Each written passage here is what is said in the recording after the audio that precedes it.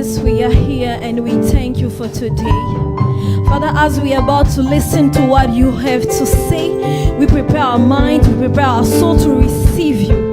Bless our hearts to be fertile and to receive the word that you're going to be planted in our hearts. Thank you for this time in the name of Jesus. Amen. Amen.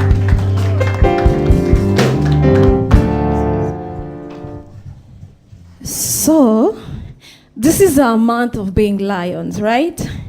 And because Papa is teaching us about being lions, I thought I should teach us about being lionesses. When they told me I was going to take the word, I said, okay. And I came to church, I heard clearly God telling me, you should speak about the roaring of the lioness. Then I came on Friday, Papa taught about the roaring of the young lion. And I was on my chair, I was like, Papa, don't go to the lioness, please. So we'll talk about the lioness. It's funny what you can learn from a simple animal as the lioness. You know, the lioness in the kingdom, or the pride of animals, or the pride of the lions, she is responsible for 4 things, or I can say it's 3 things. One of the first thing is she is the hunter. She's responsible of bringing the food. She is responsible of feeding the young lions and even the babies. So she does it because she knows that it's her sole responsibility to feed them. If she doesn't do it, they will not eat. The second thing is she's a mother. She provides, she gives birth. And the third thing, she is a sister. That means she keeps company with Papa taught it. She lives with other lionesses. They do it together. And the fourth thing, she roars for the right reasons. So how does she hunt? The first thing, she hunts by blending herself with the environment. That means when she sees something that she likes, she will try to blend in with the environment. So the pride will not see that she's there. So the pride will not know that the lioness is here to kill me. And let me tell you, sometimes you gotta blend in for you to survive.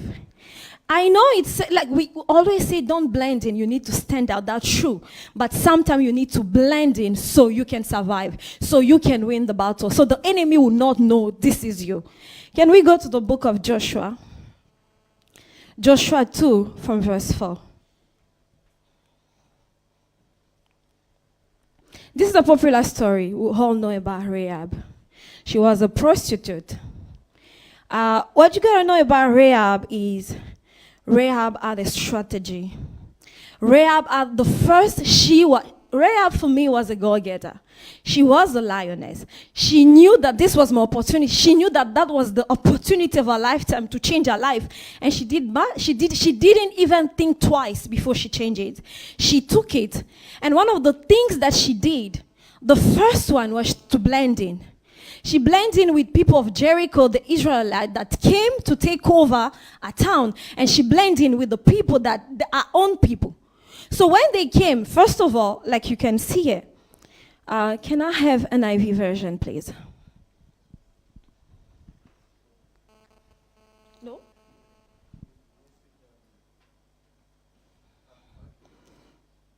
Okay, I'll take this one. When the woman took the man and eat them and said, they came men unto me, and I wist not. I'll read from my Bible.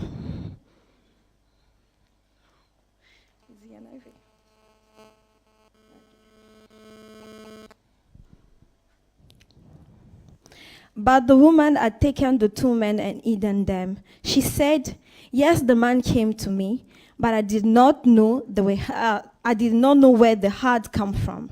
So the man came to spy the city before they took it. And of course, Rahab was known for something. She was known to be a prostitute. You know, it was a liability, but she used it.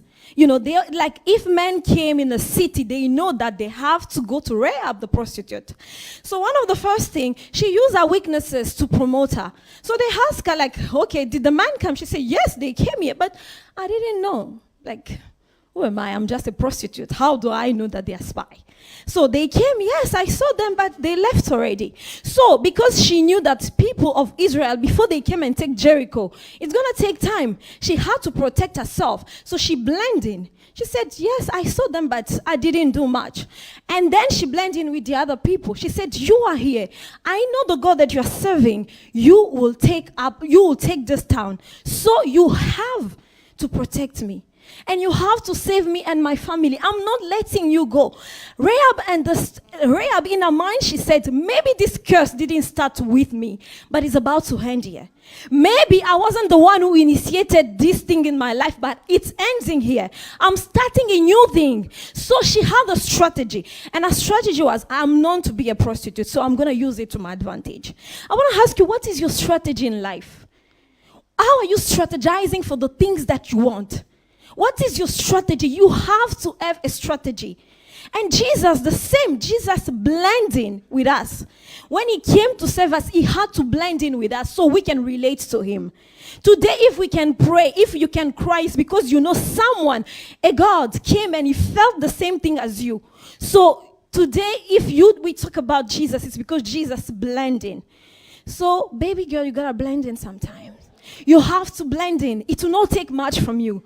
You know, is a strategy that you have about the time. So like the lioness, she blends in. She doesn't care like, okay, I may look like a tree or I may look like the environment. She knows who she is. Like, do you think if she'll blend in with the herbs around her, she will lose her identity of being a lioness? No, she is a lioness regardless. So she blended in. And Jesus did the same. Jesus blended in with the environment. Jesus blended in with everything. And Jesus also had a strategy. You know, when Jesus came, Jesus had a lot of strategy. And one of the strategy that I like the most is when he went to the woman by the well, you know, the woman was there. So Jesus analyzed, okay, being God, he knew already she was going to be alone and stuff. But Jesus knew that he had to share the gospel. And who do you go to? A woman who is known. So when she's just going to open her mouth, people will believe her, or people at least will pay attention to what she's saying. So Jesus used her. And he would just went to her and told her what she wanted. She listened. And Jesus, and the gospel got spread. So you need to have a strategy and you need to blend in. That's the first time. And the second time the second thing about the lioness, how she hunts. She hunts in the darkness. You know, she hunts in the darkness. You shouldn't be afraid of the darkness because the darkness is here to promote you. The darkness, you need the darkness to shine. If I would just on my camera here and put my light on, it will not show, it will not help in anything. But when I put it in a room where there is no light, it's gonna actually shine. So when you look at the darkness around you, you shouldn't be afraid. You should believe that you carry the light inside of you. You should go into a room and know, I am bringing peace here. People are not in peace. I am bringing the peace here. People are not well. I am bringing Jesus. The darkness is here to promote you. The lioness is not afraid of the darkness. When it's so dark, she said, yes, this is my hunting time.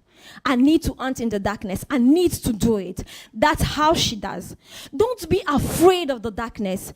And I want to talk a bit about fear. You know,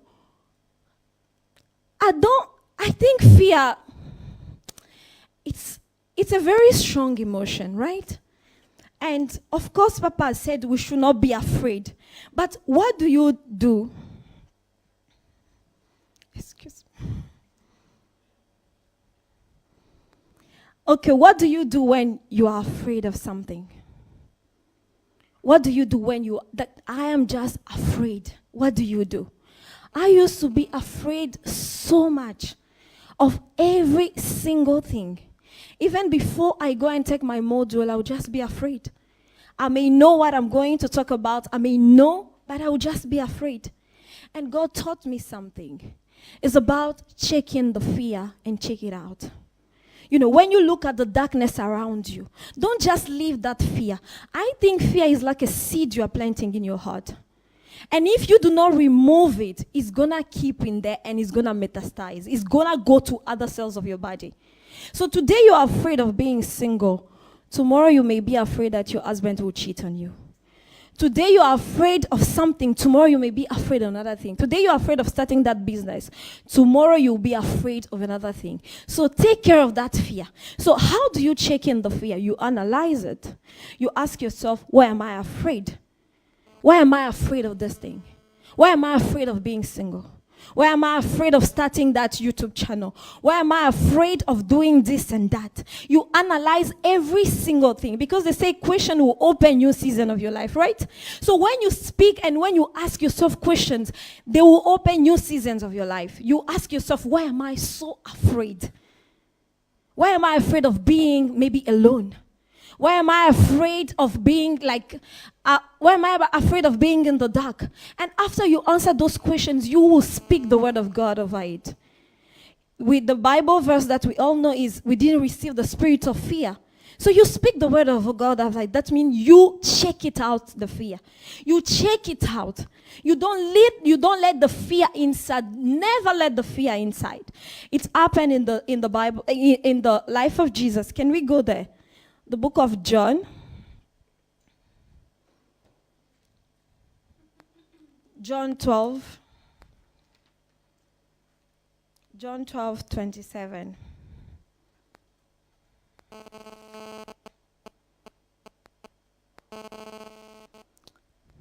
So Jesus is saying, now my soul is troubled. What shall I say? Save me from this hour? No. But it's for this hour that I came. So Jesus analyzed, and Jesus knew that his soul was troubled. You can see it. He's feeling afraid. But he didn't allow that fear to stay inside of him. He analyzed it. He checked in. He analyzed, why is he so afraid? He knew that this was the end of his life. He knew that he was going to suffer so much. So he analyzed the fear. He allowed it to enter. And then at the end, he said, this is the time. This is the end. Fear had to go. So you're going to analyze, take in the fear and take it out. You know, it's interesting. When you look, let's go to the book of Numbers. I want to show you something. It was the time where Moses sent some people to go to Israel, to go to a city so they can take it, you know. They sent them, they went there, they asked them, you have to come with a report. Because that time was like, okay, the city was a beautiful city. Milk and honey was flowing from it. So they arrived there, they saw the land, and the land was, Numbers 13:33. The land was of course, filled with milk and honey. But they came back with a bad report. Some of them came back with a bad report. The same, God may send you, go and come with a good report. So they said what? And they saw the giants, the sons of Anak, which came, from which came the giant. And they look like in their own eyes, like in amplified version, or in NIV, they say they seems like grasshoppers on their own eyes. That means those people also look at them the same. So however you are looking at your situation, that's how that situation will look at you. If you think darkness is here to kill you, darkness will kill you. If you are looking at any situation that is here to take your life, it's going to take your life. It's simple. If you start looking down on you, the world will. Whatever you call yourself, if you call yourself fat, the entire world will call you fat. If you call yourself stupid, we will call you stupid. Because that's how you are referring to yourself. We have nothing to do about it. So if you call yourself today as a lioness, you are the lioness. We all align to that. Because you behave like one. So the lioness, she ants in the dark. Love the darkness. Love to spend some time in the dark. You don't have to be around people all the time. Sometimes take your time for yourself and say, I want to be in the dark. I will think better. I will see better. So I will know what strategy I'm carrying from this darkness. Don't be afraid of the darkness. It's there to promote you. You want to walk better in life, you need that darkness around you. So whenever, I don't know what is darkness in your life right now. What is blocking your view right now? I don't know. It may be a module, maybe. It may be money, yes, but use it. Create something for it. Have the mindset of a lioness. Papa said it. You attract the things because of what is inside of you. It's the desires that are in you that are attracting what you attract. So because that darkness is coming, it's to promote you, it's to push you forward. It's not to kill you. So when it's coming, allow it to come. You are here, okay. Let's now talk. So what do you give me? And what do I give you? Do you push me forward? Okay, let's go forward. So don't allow the darkness to kill you. It's here to promote you. Like a lioness, go into the dark. Hunt. If there is light, thank God. If there is no light, I'm going to hunt. I'm going to come out with a project. I'm going to come out with something. So you're going to have that mindset of a lioness. Blend yourself where you need to, and do love the darkness. Okay? So, the second thing about the lioness is a mother. She is a mom. And today, as we are celebrating mothers all over the world, or it was last week, we gotta know that the lioness, it is in her. She knows, if I don't educate my child, if I don't teach them to fight, they will never become young lions. They will never, sorry guys, they will never become young lions. It is a sole responsibility to teach them how to fight properly. So, they said that, if she goes maybe into especially when the babies are too young, she may take an antelope and bring the antelope to the babies and teach them how to kill it. So as a mother, future mother, but my emphasis is about you being a woman. You have. Papa said it last year or at the beginning of this year, that evangelizing is a must. You gotta evangelize. And your own start from your own children. You gotta teach them the values. You gotta teach them. It's not just about the children. I'm not just talking about the biological, even your sisters, the people that depend on you to know God. What is your strategy? How are you teaching them to take care of themselves? How are you teaching them to know God? As a mother, you have it. It's in you. You got to use it for good. Let's go to the book of 1 Peter. I'm going to teach you how to win people over. How do you win people over as a woman? How do you win people over as a mother? How do you win people over as you being today? 1 Peter 3:1. This is a very popular verse. We all know it, or a chapter. In this verse, they are saying, likewise, women should submit to their own husband. So if you read until where they start the men's session, I took 3 points out of it. How do you win people over? How do you teach people? How do you evangelize as a woman? First of all, we submit. Is it not funny? The topic was hot. We submit. And the second thing is by a gentle and quiet spirit. And the third thing is by your action. Your action should speak louder than your word. Should we start with submission? You gotta know something about submission. I hated submission. I was like, why do I need to submit to a dude? Come on, I'm a lioness. Why do I need to submit? No, I do not submit. Nigga, I read better than you. I can actually speak better than you. So you want me to submit to you? You're dreaming. So, until God taught me the sense of submission, He actually told me there is power in submission. It took years. I didn't understand why I need to lower myself. Terry, you're right. I felt the same. I was like, I'm being a slave here. You need also to submit, because if I'm going to work and you are working, we are bringing all together, then we should think about that submission part. But it's not how God is. God sees submission as power. Can we see how Jesus, today we talk about Jesus, but do you know that the power of Jesus comes from submission? Jesus submitted. That's why today we call him who he is. Can we go to the book of, Philippians 2:5.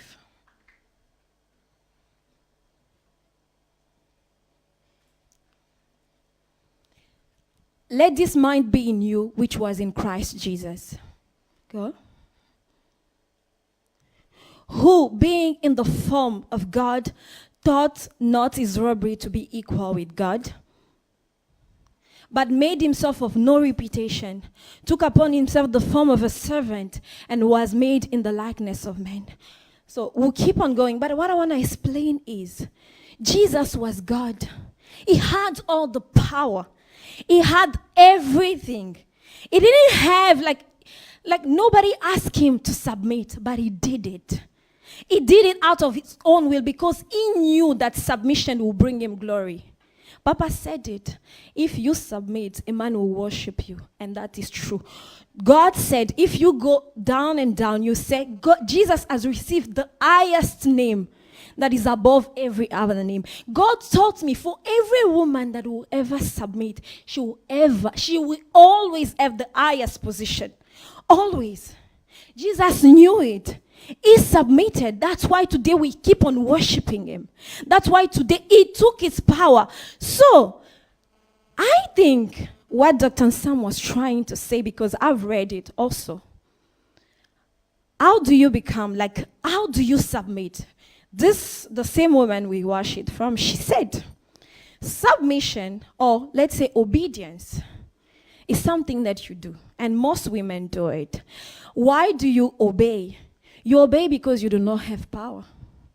You obey because that's the only thing you can do. But submission is something that you do from inside. You take the power and you drop it. That's what Jesus did. He took the power. He had the power. He had everything. He dropped it at the feet and he said, I'm going to submit. So before you speak about submission, I'm going to suggest you become a lioness. Take the power, baby. Become a lioness. You have the power inside of you. And at that point, to drop it at his feet and you say, baby, I have the power. I can go to Dubai if I want to. I can go to China if I want to. I had also a master's degree as you, but you know what? I'm going to drop it at your feet and I'm going to submit. That's how you become a lioness. That's how you submit according to the Bible. Because Jesus was God. Do you think anything was impossible for Jesus to do? No, but he submitted. Is it not funny? He submitted. And that's how women in the Bible did it. Because the Bible said women that in 1 Peter, it said women that were married to men that were not even godly, they submitted to those men. And as they submitted, those men even gave their life to God.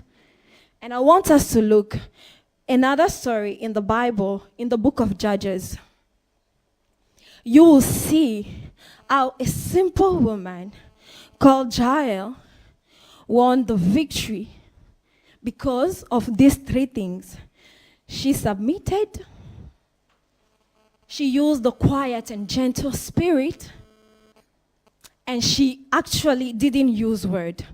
You know, being gentle is something that God has given us. That's why we are talking about being a mother. Mothers are gentle. That gentleness is what will get you what being, wants. Because when that gentle spirit in you, is the thing that makes you different. Is the thing that makes men even wonder about you. You speak with gentleness. Joanne said it clearly. You speak with gentleness. You are gentle. You have the quiet. Jesus, in 1 Peter, they said, you should not just focus about the outside beauty, but you should focus about the inner beauty, which is of most important to God. And that is the gentle and quiet spirit that God has given you. I know looking good is good business. Papa's taught it. It's so good to look good. You know, before Esther went to see the king and seduce him, she had to look good. But that wasn't all. But when she opened her mouth, it was submission that was coming out of it. So you gotta look good. Yes, baby, kill it. But when you open your mouth also, we should hear that this is someone who has been spending time with God. So looking good is nice. I am all for it. So, most of the time I heard people talking about this verse and saying, well, looking good, God does not pay attention to that. You should just be so beautiful inside. And that, yes, I know. But when you look good, when you smell good, when all those things, they are important and they are importanter, yeah? So, because it's important to look good outside. That's why Esther had to take 12 months of looking beautiful outside. So it's important, but it's important also for us women to develop that gentleness in us. That's how you win most of the battles. That's how, as a woman, God has ordained for you to win the battle. Let's go to the book, Judges 4, from verse 18.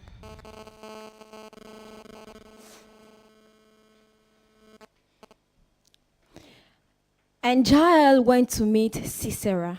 So if I have to give you a bit of a backstory here, Israel was fighting. This man Sisera is a man that has been troubling Israel for more than 20 years.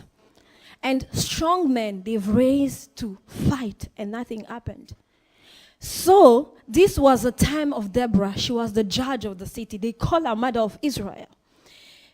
So, and the man, Barak, went to, Deborah called Barak and said, this is the time you're going to fight. This is the time God is giving us the victory.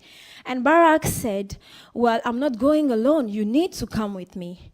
And Deborah said, okay, I'll come with you. But this story will go down as a woman won it. You know, people will talk about it as it was a victory won by a woman. So I think in Barak's mind, when Deborah was saying it, she was thinking, but Deborah, you're a fighter. So if people will know you, it's not a problem. But he didn't know that there was a woman, Jael. According to you, she's just a mother. According to you, she's just a woman. According to you, she cannot fight. But listen to what she did. And so Jael went out to meet Sisera and said unto him, turn in, my lord, turn in to me, fear not. So what did she use here? First of all, she used gentleness. And she used submission. So if I was Jael, of course, looking so pretty, come in, my lord. Come in. Come in, boys, come. You know. With the gentleness, she was so submissive and all that. She said, turn, come. She used like Rahab. She used what she had. Rahab used, let's say, a prostitution. How she used what? Because she said, you are a friend of the family. Come on. Aren't you my husband friend? Come in. I'm not going to do anything. I'm just a woman, you know. What do I have in this house? Is it milk? Is it what? Manka? I will kill you with manka. I don't think so. So come in. So he came in. So he entered. And because he looked at her and was like, she's just a woman. Come on. 20 men or 1,000 of men have been chasing me and this pretty lady will kill me? I don't think so. So they entered. Can we go to 19?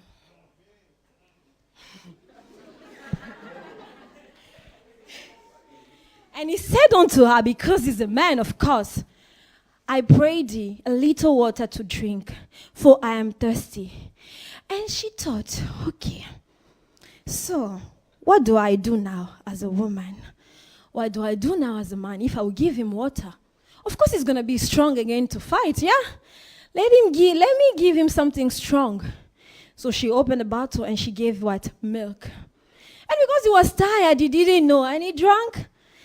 And covered, and she took a blanket, of course, and he covered him. So the man was sleeping. And what did she do? She looked in her house, like, go down. She looked in her house what she had. I'm sure she had, I think they said a bag or something. And again he said unto her, stand in the door of the tent, and it shall be, when any man come and inquire you, and say and ask if there is any man, you should say no.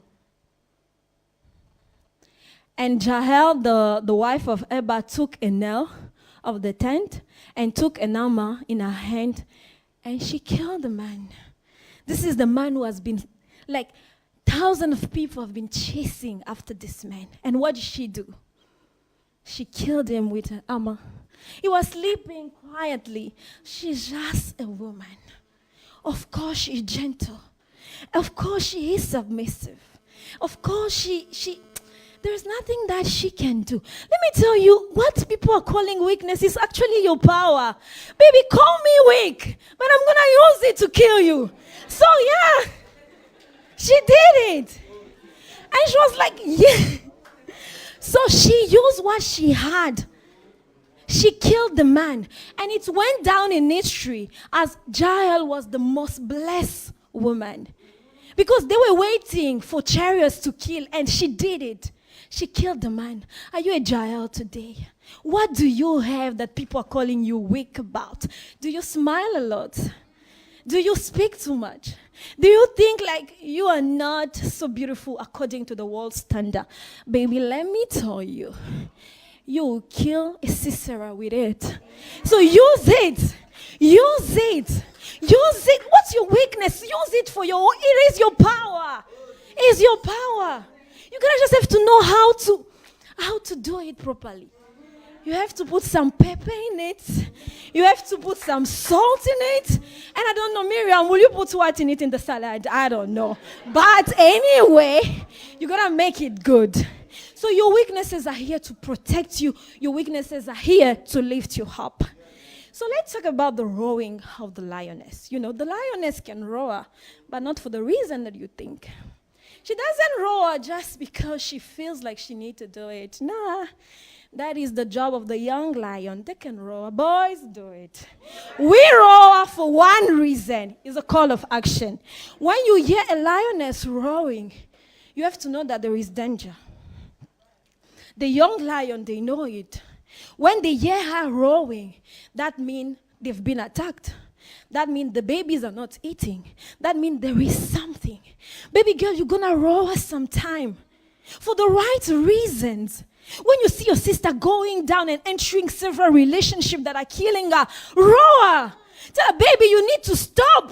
How are you killing yourself like this? Papa said it. The highest percentage of single women are in church, and that's true. Do you know why? Because we don't like doing the work. Women in church, we don't want to do anything. We don't want to roar. We don't want to go after what we want. Are you a lioness today? You don't want to go after what you want. You see a cute guy there and you're like, baby girl, take on your shoes. Lioness is coming. You are coming. That's what you need to do. You need to roar for the right reasons. You need to roar. And God has made it that way. God is raising an army of lioness that they will see what they want. They will not just stop. They will go for it. They will enter. This is mine and I'm taking it. When you're looking at the world, what are you seeing? What are you noticing? Is it something that you need to start as a lioness? Do you need to create a blog? Do you need to post something online? Do you need to start something that will make sense and change the story of our lives? What are you doing as a lioness when you look at the chaos around you? When you look at the darkness around you? God has made a new thing and I want us to look at it. Let's go to Jeremiah 31st verse.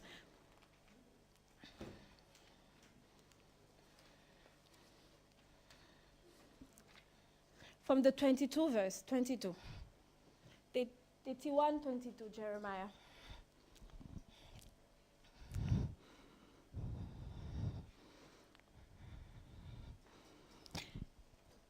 How long? Can I take it from the Amplified version?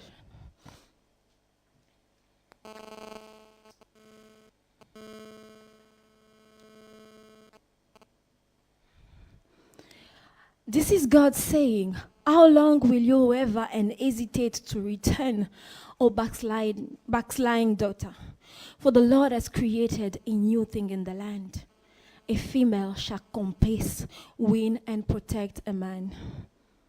It is your job to put things back in order.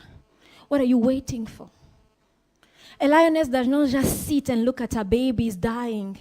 She feeds her husband. And you know one thing that I learned? The power of a lioness lies in the fact that she can hold her power. She can submit when it's necessary. So God has created a new thing in the land. God is sending you as a woman. When you see men failing, you need to take the lead. Like Jael, she had a plan. She had a strategy. She saw men fighting, going in the wrong direction. She said, no, I have a better plan. I can do it. Why do you want to do things like a man when you can do them better as a woman? God said it.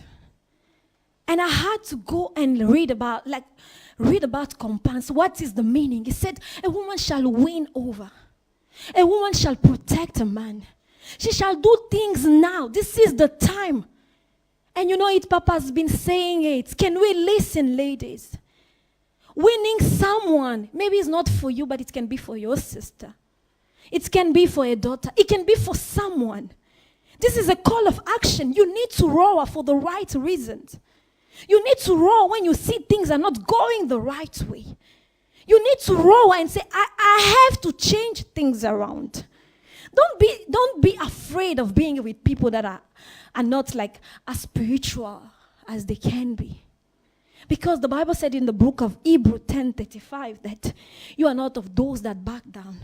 You are the one, can we go there? You are those who can win battles and believing in the saving of the soul.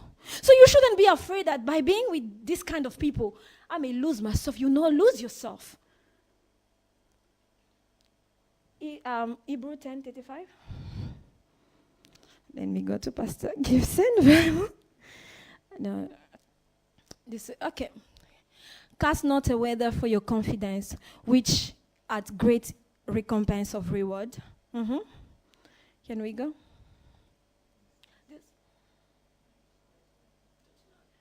It's 39? Okay. 39.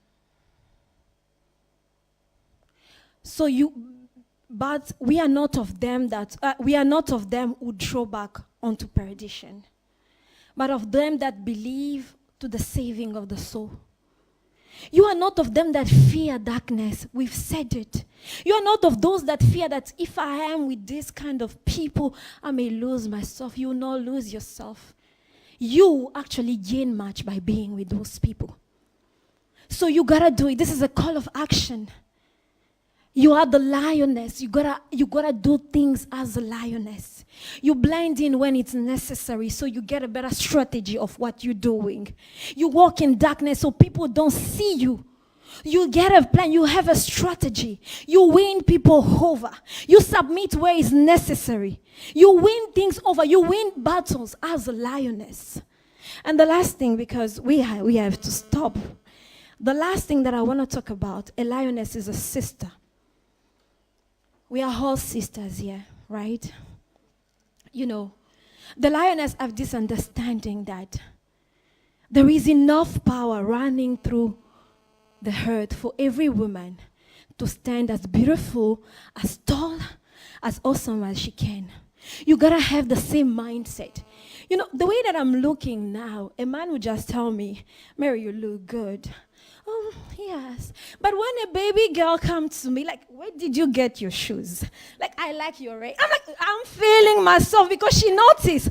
That's how women are. We lack attention, especially when people pay attention to details. And man will not do it. You need sisters to look at you and say, Joanne, that's your dress, girl. You need it as a woman. You need them to pay attention to your nails because it's important to you. So only a sister can understand that this is a frontal and is not, this is like a frontal and this is not a 365. Like, you don't know that. And as I'm wearing it, I want you to know, like, I spend money in the 365. It's not a frontal. So pay attention, okay? So it's important for us. What I want to say is, women, we need to kill comparison.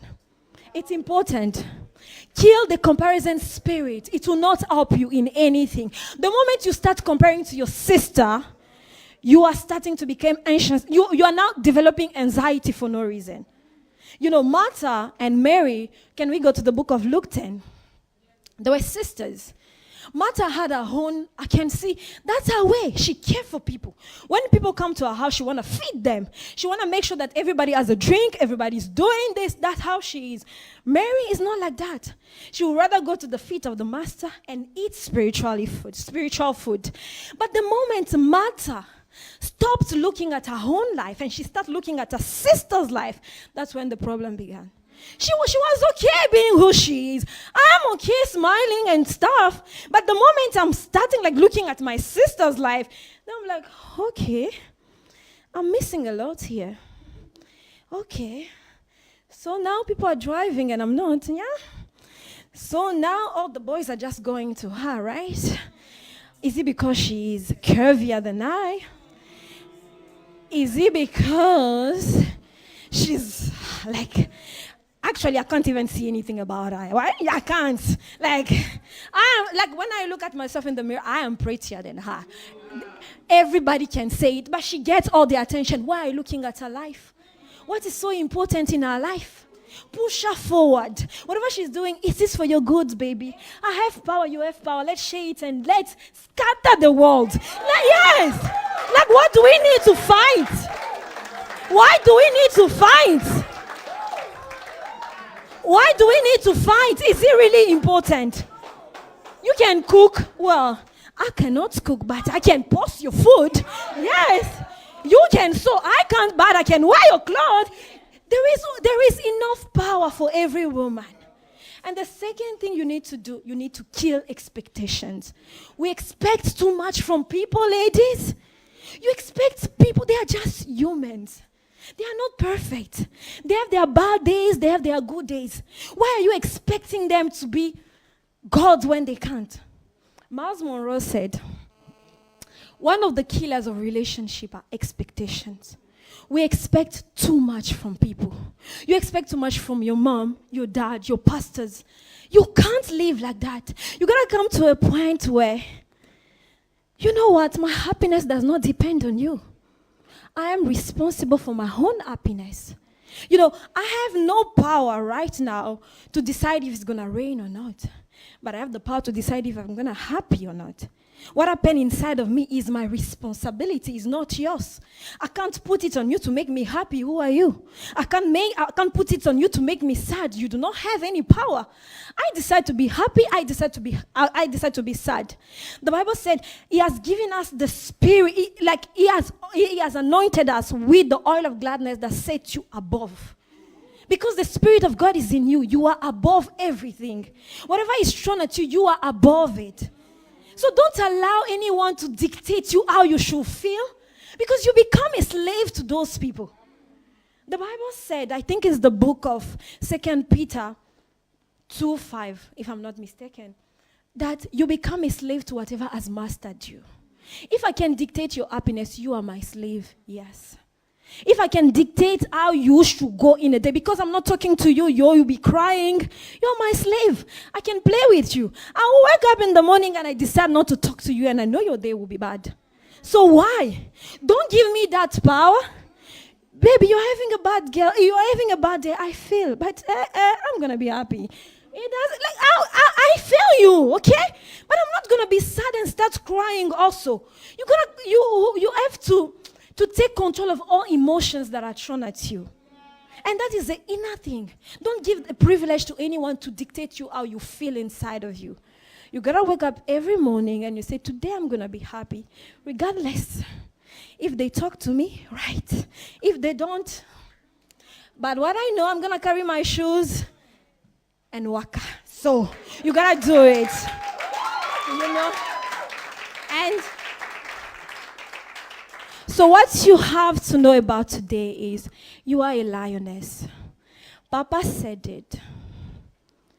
If you want to be relevant in this life, you have to go where others are not going. You have to do what others are not doing. You have to take a chance to be a lioness. Take a chance to life, be a lioness. Dare to be different in this life. Dare to say, I am a lioness. It doesn't matter. I am a lioness. I provide when it's needed. I blend where it's needed. I gotta fight where it's needed. I am Jael. I am Rahab. I have all those power inside of me. And I am a lioness. Thank you.